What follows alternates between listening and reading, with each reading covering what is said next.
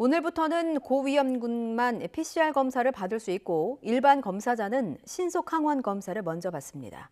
신속 항원 검사의 정확도가 떨어져서 오히려 확산을 부추긴다는 우려의 목소리가 높은데요. 방역 당국은 확진자 급증 속에 고위험군을 우선 진단하고 치료하기 위해서는 어쩔 수 없다며 일부 가짜 음성은 감수하겠다고 밝혔습니다. 홍주혜 기자의 보도입니다. 이제 60살 이상 고령자나 밀접 접촉자, 의사 소견을 받는 등 고위험군만이 선별진료소에서 바로 PCR 검사를 받을 수 있습니다. 일반 검사 희망자는 선별진료소나 지정된 동네 병의원을 찾아 신속 항원 검사를 받습니다. 이러한 새로운 검사 체계가 먼저 도입된 광주와 전남, 평택과 안성 선별진료소에서 이뤄진 신속 항원 검사 8만 4천 건을 분석한 결과가 나왔습니다.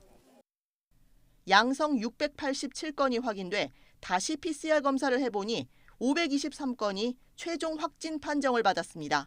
4분의 1 정도는 신속 항원 검사에선 양성으로 나왔지만 사실은 음성이었던 겁니다.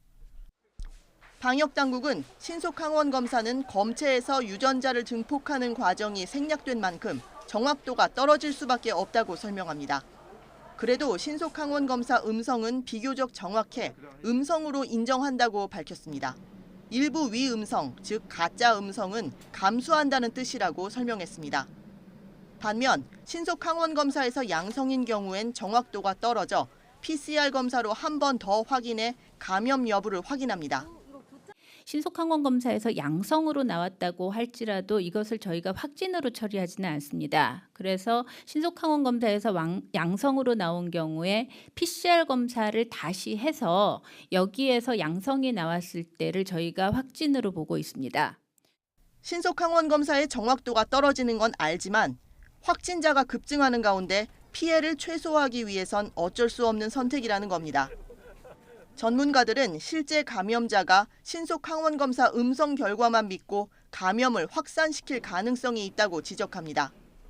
무증상이거나 또는 증상이 시작된 지 오래된 사람들 또는 증상 발현 전의 경우에 있어서는 신속 항원 검사의 민감도는 대략 한 30에서 60% 정도로 보거든요.